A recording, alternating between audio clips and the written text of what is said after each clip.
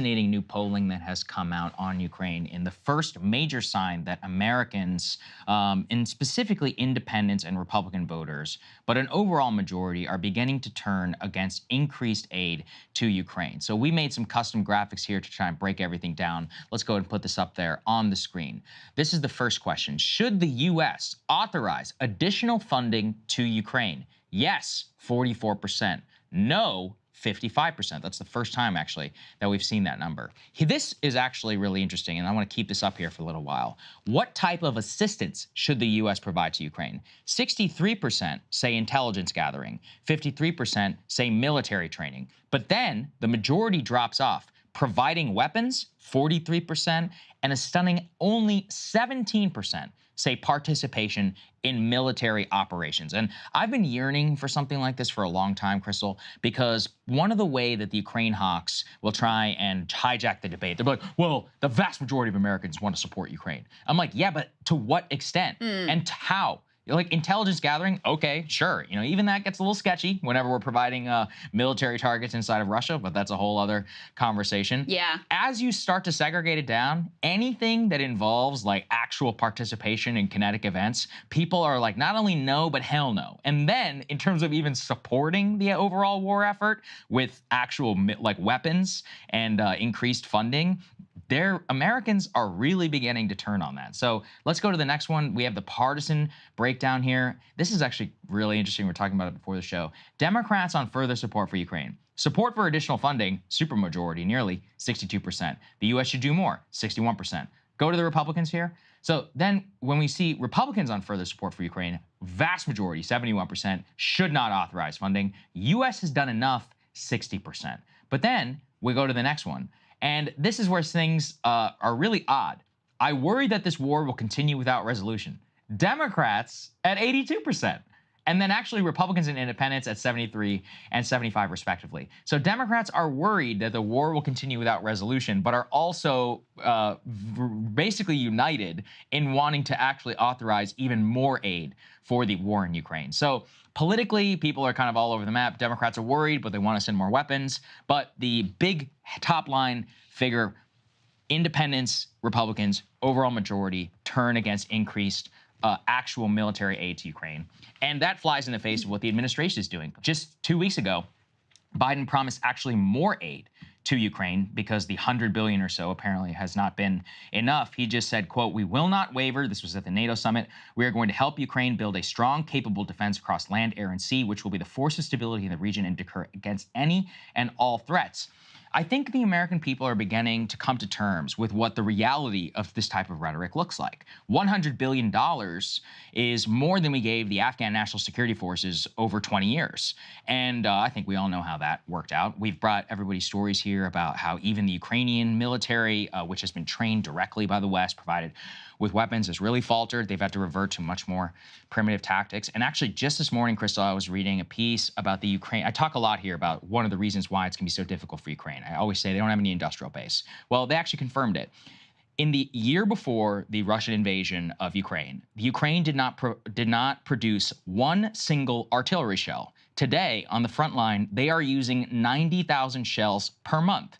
To put that in perspective, the United States, with the full power of its industrial base, produces 24,000 shells per month, which is actually 10,000 more than we were producing in 2022, which means that the overall number of shells that Ukraine consumes is some 4 to 5 times higher than the entire United States is able to produce per month. The Ukrainian ammunition chief even admits there is no way we will be able to produce that amount of shells, quote, for years, which shows you that absent charity from all of the West, their military and war effort collapses effectively overnight.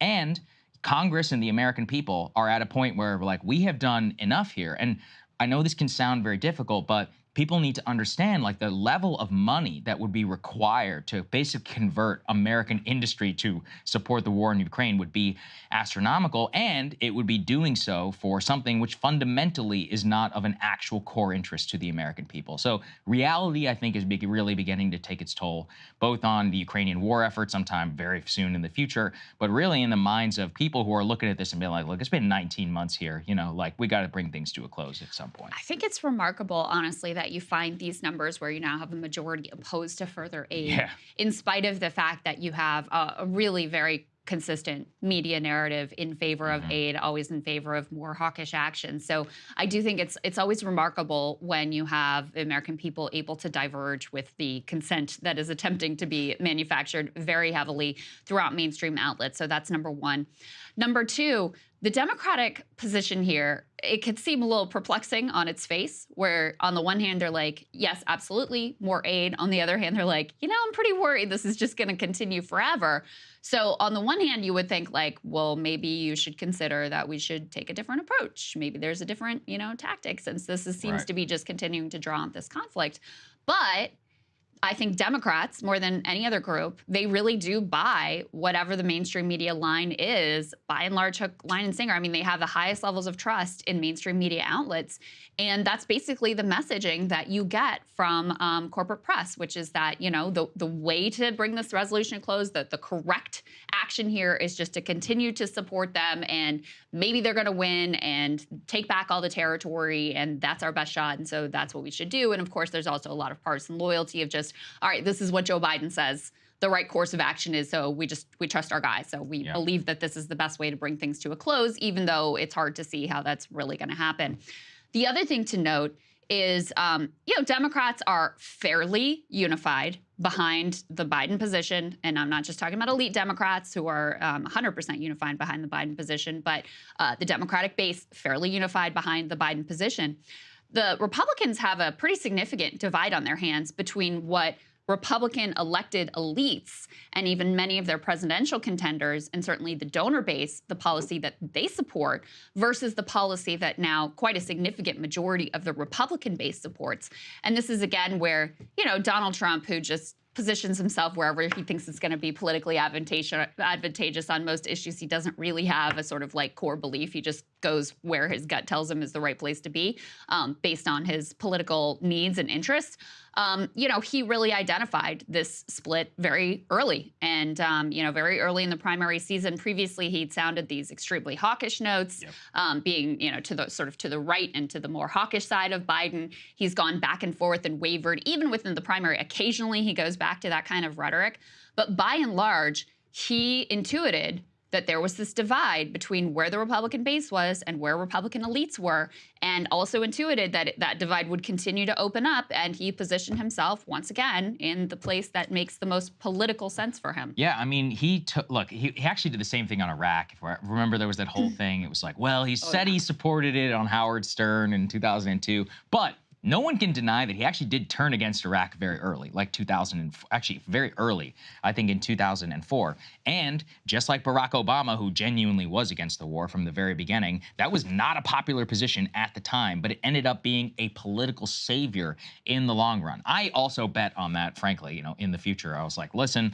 you guys can, put as many Ukraine flags in bio and out front of your house as long as you want, but great power conflict in a World War I style one always ends up basically catching up with reality, and that's basically where we find ourselves right now, which, it's I think it's sad because it's a terrible tragedy. Everything that we've been reading about Ukrainian casualties is a nightmare. I mean, they were not releasing their casualty figures, but even they are fully acknowledging that it is a very heavy loss. Inside Ukraine, actually, we're not hearing everything about what's happening. There have been very viral blog posts, Krystal, of Ukrainian military bloggers kind of reflecting the sentiments of the rank and file, who said that their commanders are throwing them into the grinder with absolutely no concern for their lives. And these things are going very viral. So, I mean, inside Ukraine, think about it. Like, when you've got 90,000 people in a pretty small country, against relative to the U.S., who have lost limbs, at that point, you all know somebody who's been wounded on the front line. Yeah. You may probably be connected to someone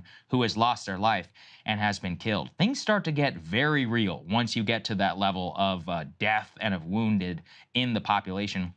This happened I keep coming back to the First World War. It's a very instructive thing. I mean, we had almost a near revolution in France after millions of Frenchmen were wounded or killed on the front line, where they effectively demanded, they're like, look, we got to bring this, we got to completely change tactics and all that. And it's also the revolution in 1918 in Germany, which was really like a ground up revolution against the conditions imposed on by the war, which brought down the entire Kaiser regime. So look, if you let these things go on long enough, who the hell knows what's going to happen? Russian revolution also, of course. And I would say, like, let's avoid that scenario as much as possible, because it's not like everything worked out for the better, yeah, when Yeah. that happened.